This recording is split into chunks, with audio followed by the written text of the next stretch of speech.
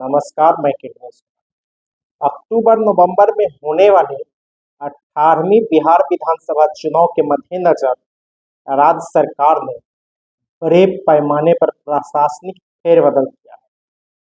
भारतीय प्रशासनिक सेवा के 40 अधिकारियों का तबादला किया गया है। राज्य के 38 में से 18 जिलों के डीएम बदल दिए गए हैं और जो डीएम बदले गए बड़े जिले के डीएम हैं और डीएम के पदस्थापन में भी जाति का समीकरण का ध्यान रखा गया है। इस 18 में एक भी यादव और मुसलमान को डीएम नहीं बनाया गया है, क्योंकि आने वाले बिहार विधानसभा चुनाव में मुख्य मुकाबला महागठबंधन और सत्ताधारी एनडीए के बीच में है।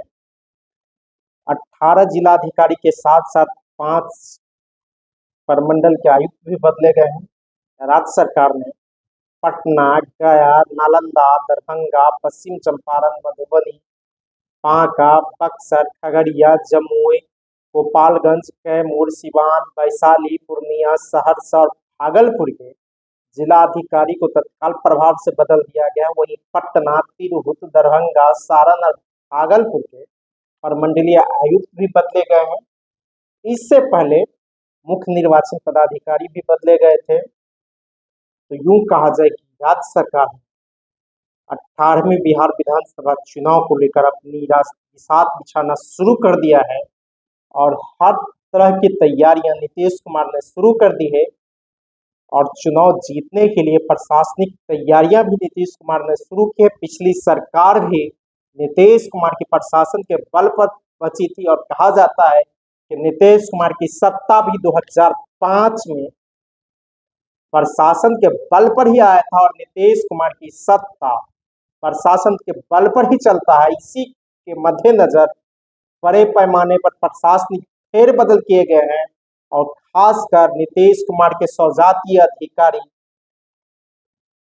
कुर्मी, कोयरी और घुमियार समाज के अधिकारियों को जिलाधिकारी का दायित्व दिया गया है और इस फेरबदल में एक भी यादव डीएम नहीं बनाए गए, एक भी मुसलमान नहीं बनाए गए, जबकि इसकी बड़ी आबादी है और भारतीय प्रशासनिक सेवा में ये लोग हैं भी, लेकिन इन लोग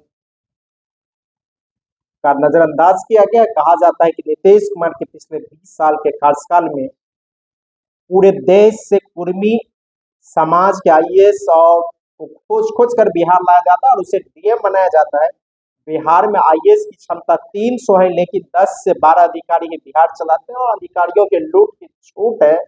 और हाल ही में जो कई ईडी की कार्रवाई हुई है, कई को ईडी का नोटिस भी दिया गया है, तो नीतीश सरकार में अधिकारियों की लूट की छूट है और इसी को ध्यान में रखकर खासकर नीतीश कुमार के सौजातीय अधिकारियों को, चाहे किसी भी कैडर का है, किसी भी देश के किसी दूसरे राज्य के कैडर को उसे बिहार लाया जाता है और जिलाधिकारी के पद पर बैठाया जाता है। और चुनाव से पहले, विधानसभा चुनाव से पहले नीतीश कुमार ने फिर एक बार यह काम किया है। सामान्य प्रशासन विभाग के द्वारा जारी अधिसूचना के अनुसार पटना के डीएम त्यागराजन बनाए गए हैं, गया के शशांक शुभंकर, जो नालंदा के कुंदन कुमार, दरभंगा के कौशल कुमार, पश्चिम चंपारण के धर्मेंद्र कुमार, मधुबनी के आनंद शर्मा, बांका के नवदीप शुक्ला, बक्सर के विद्यानंद सिंह कुशवाहा, खगड़िया के नवीन कुमार, जमुई के श्री नवीन, यह नवीन जमुई के जो जिलाधिकारी बनाए गए, कभी जल संसाधन मंत्री विजय चौधरी के आप सचिव होते थे, अभी नहीं कि आप संसदीय कार्य विभाग में थे, अभी से जमुई का जिलाधिकारी बनाया गया है।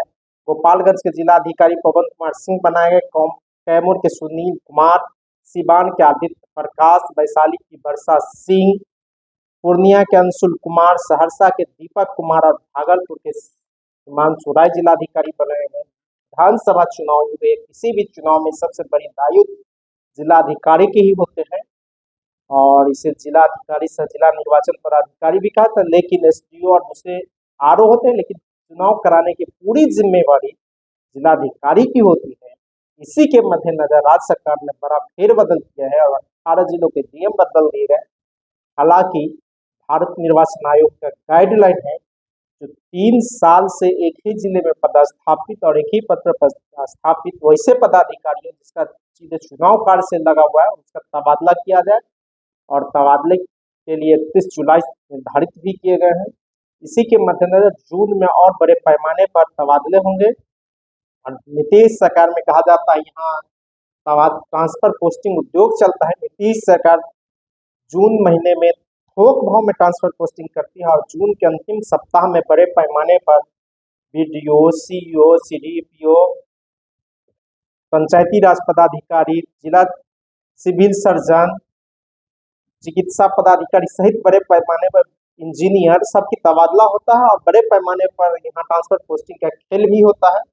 और कई बार मुख्यमंत्री नीतीश कुमार ने सीईओ की पोस्टिंग के दौरान संचिका भी मंगा ली है और विभागीय मंत्री और प्रधान सचिव के द्वारा जारी अधिसूचना भी रद्द किए गए हैं। और चाहे वह रामसूरत राय का समय का हो, बीजेपी के कोटे के मंत्री थे, फिर उसके बाद आलोक मेहता जो राजद कोटे के मंत्री थे उसके समय को, और कई बार नीतीश कुमार ने ट्रांसफर पोस्टिंग पर सीईओ की रोक लगाई और कहा जाता है ये भ्रष्टाचार की भेंट चल रहा था इसलिए किया है। और यूं कहिए कि बिहार में ट्रांसफर पोस्टिंग में जमकर खेल चलता है, जब थाना से लेकर हर जगह, और इस तरह के आरोप लगते रहे। और नीतीश कुमार ने कई बार सीईओ के ट्रांसफर पोस्टिंग पर रोक लगाई, इससे प्रमाणित भी हुआ है।